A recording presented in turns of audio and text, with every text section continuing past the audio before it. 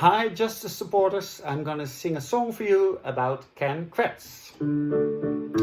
If you think of Ken, then the first thing that comes to mind is the sexting prize.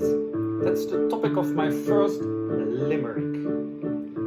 A sexting DA fond of crack smokes justified his misconduct with black jokes. I can't help it, you see, they'll come unto me. They are just on the prize-winning track, folks. And of course, what is his favorite place for those creepy actions? The morgue. That's what the next verse is about. Now, shockingly, I'll be a warner.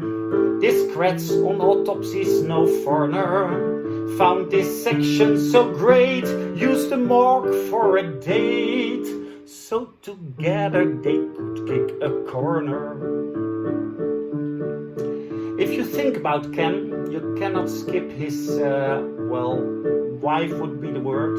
But in the next verse, it didn't fit the rhythm. So here we go.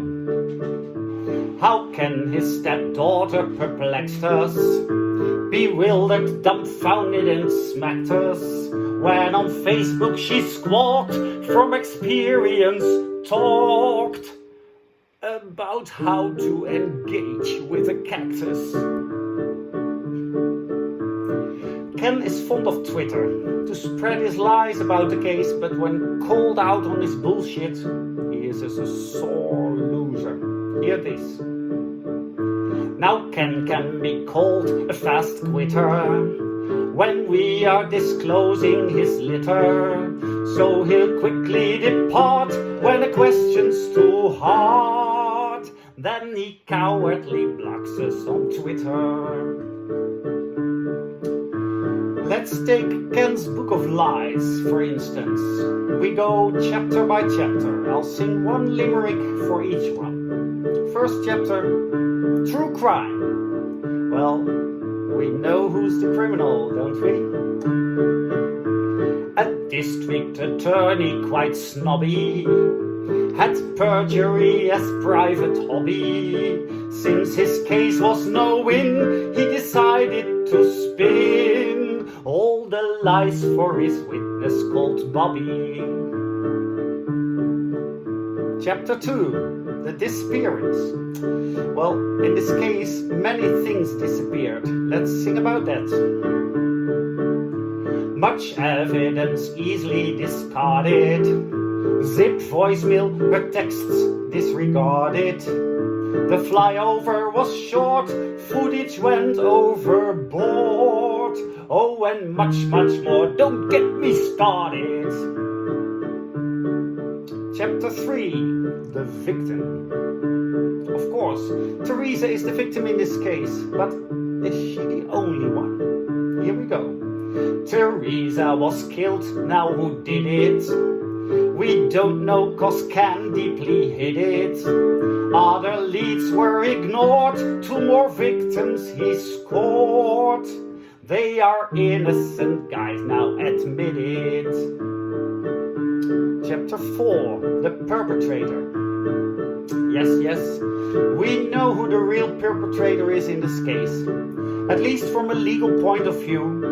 Just hear about how he illegally spied on private conversations between Stephen and Jerry Beauty. A Calumet ex-prosecutor with wrongful vids on his computer showed himself unprepared when on YouTube he shared. Now in need of a great troubleshooter.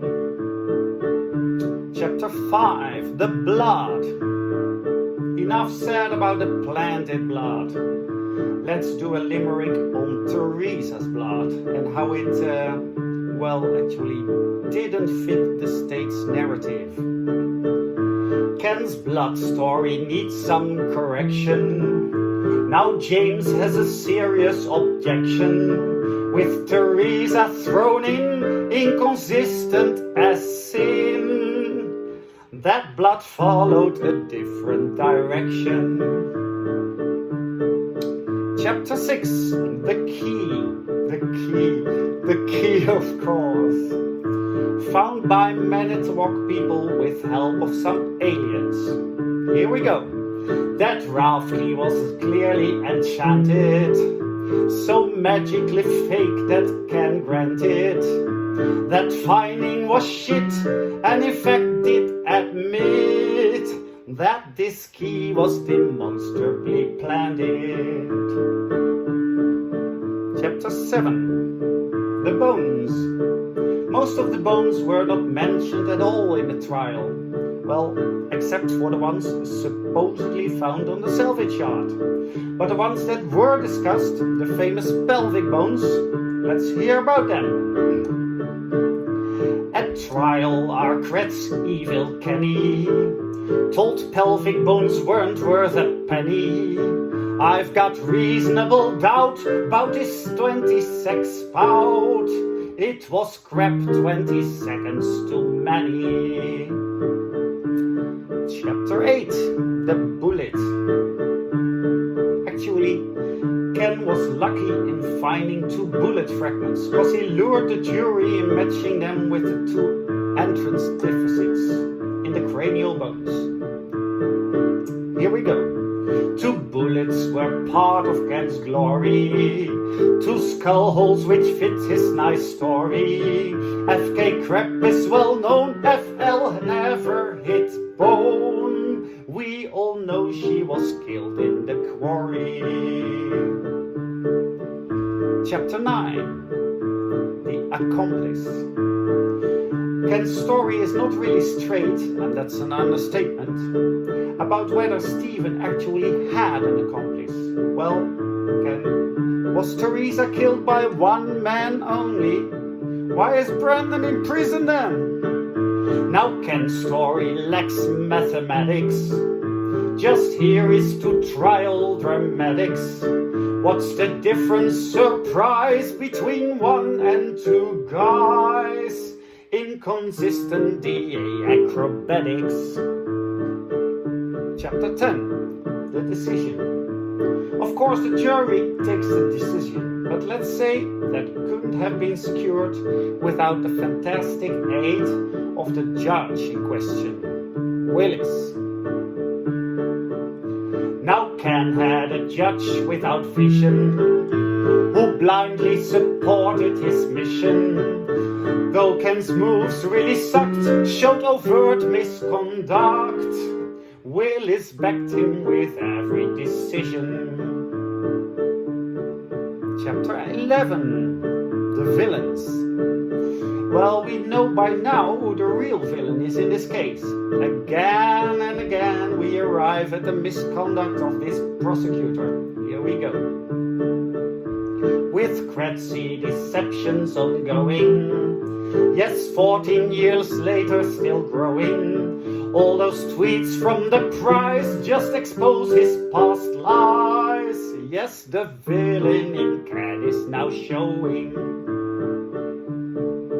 And chapter 12 is about the prize. We know who the prize is, and we know who received this prize. But, Leah Kratz, let me tell you, this prize doesn't come cheap. Now, Leah Marie, what you're saying, the bullshit about Brandon you're spraying, all that stuff's your routine, which you can't really mean. Oh, it's simply the price that you're paying. Chapter 13. The conspiracy. Oh yes, no doubt there is a conspiracy in this case, with 36 million reasons to start it. So every now and then, this conspiracy reveals itself. One look at the case and you're staring at bias beyond all comparing. So the constructs of Ken's made the boss change his plans, and that showed the conspiracy glaring. Chapter 14. The aftermath. What happened after the sentencing of these 2 innocent guys? In the years following their convictions, we learn much about the subject of these limericks, Ken Kratz. Now, after this wrongful conviction, Ken Kratz went to show his non-fiction. He did not pass the bar, rescued by OLR. Got away with his sexting addiction. Chapter 15, MAM2. Making a Murderer 2 had very much information about the research Kathleen Zellner and her experts have done. That's the topic of the next limerick. The experts KZ has collected revealed what we all had suspected. Their review was real skilled and Ken scientists were grilled. All their bullshit debunked and rejected. Chapter 16, the last word. The final chapter of the book, but not the end of the story as I see it. There will eventually be at least a retrial if they are not immediately freed. And we all laugh to see Ken on the stand, grilled by the superior attorney, Kathleen Zellner. Dear Ken, note the tension increases with all of those FOIA releases. At retrial in the end, you'll be called on the stand, and Kathleen will just tear you in pieces. Okay, one more limerick to wrap it all up. Thanks for listening and keep up the good work. This final one is about the way in which Ken is actually helpful sometimes, although unknowingly and probably also unwillingly. He can't keep his big mouth shut, so every now and then he admits something nefarious. Keep on talking, Ken, we love it. This twittering twat, coward Kenny, no six-figure income, no penny. He spills from his plate and his tweets harm the state. Cause whenever he tries to write any, he will often write one line too many.